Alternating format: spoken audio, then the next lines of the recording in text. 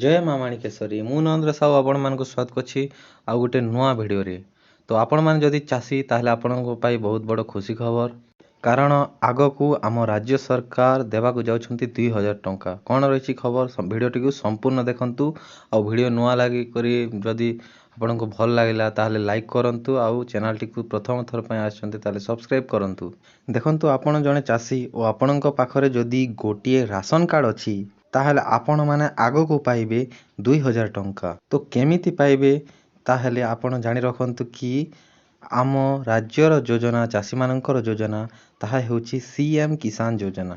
ଯେଉଁ ପୂର୍ବରୁ ଆମ ଯେଉଁ ବିଜେଡ଼ି ସରକାର ଥିଲେ, ବିଜୁ ଜନତା ଦଳ, ଶଙ୍ଖ ଚିହ୍ନ, ତ ସେମାନେ ରଖିଥିଲେ କାଳିଆ ଯୋଜନା, ତାହା ବର୍ତ୍ତମାନ ହେଉଛି CM କିଷାନ ଯୋଜନା।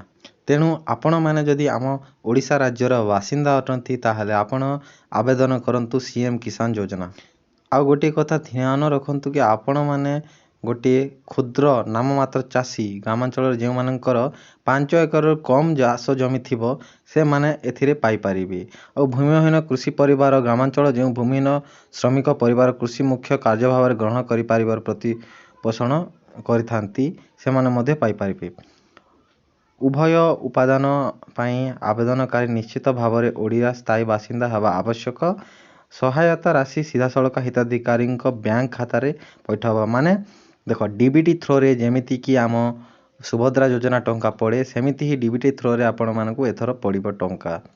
ଯେମିତିକି DBT ଥ୍ରୋରେ ଆପଣମାନେ ଗ୍ୟାସ୍ ବୁକିଂ କଲେ ଯେଉଁ 310 ଟଙ୍କା ପଡ଼େ, ସେମିତି ସେମ୍ DBT ପ୍ରୋସେସ୍ରେ ହିଁ ସିଧାସଳଖ ରାଜ୍ୟ ସରକାର ଆପଣଙ୍କ ଆକାଉଣ୍ଟକୁ ପଇସା ପଠାଇବେ।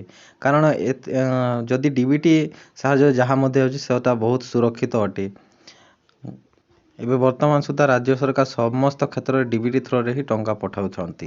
ଆବେଦନ କରିବାର ପୂର୍ବରୁ ଆପଣମାନେ ଜାଣି ରଖନ୍ତୁ କି ଆପଣଙ୍କର ବୟସ 18 ବର୍ଷରୁ ଉର୍ଦ୍ଧ୍ୱ ହୋଇଥିବ।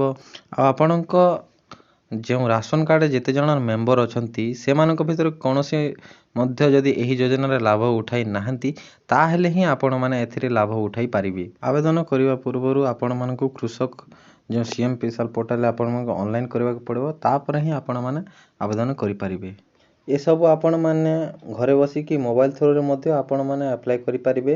ଆପଣଙ୍କୁ ଏଥିପାଇଁ ଜନସେବା କେନ୍ଦ୍ର, ମୋ ସେବା କେନ୍ଦ୍ର କିମ୍ବା CSC ସେଣ୍ଟରକୁ ଯିବାକୁ ପଡ଼ିବ ନାହିଁ। କୌଣସି ମଧ୍ୟ ୟୁଟ୍ୟୁବରେ ସର୍ଚ୍ଚ କରନ୍ତୁ, କୌଣସି ମଧ୍ୟ ଚ୍ୟାନେଲର ଗୋଟିଏ ଭିଡ଼ିଓ ଦେଖନ୍ତୁ, ହାଉ ଟୁ ଆପ୍ଲାଏ CM କିଷାନ ଯୋଜନା ଇନ୍ ଓଡ଼ିଶା ବୋଲିକି ସର୍ଚ୍ଚ କରିକି ପୁରା ଷ୍ଟେପ୍ ବାଇ ଷ୍ଟେପ୍ ସବୁ ପ୍ରୋସେସ୍ ଦେଖିକି ଆପଣମାନେ ଏହାକୁ ଆପ୍ଲାଏ କରନ୍ତୁ।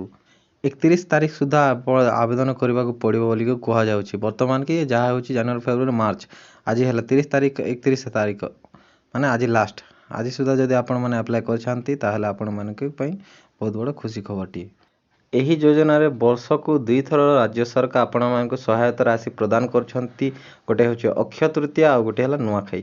ଏହି ଦୁଇଟି ମାସରେ ହିଁ, ଦୁଇଟି ଡେଟ୍ରେ ହିଁ ଆପଣମାନଙ୍କୁ ଟଙ୍କା ମିଳେ।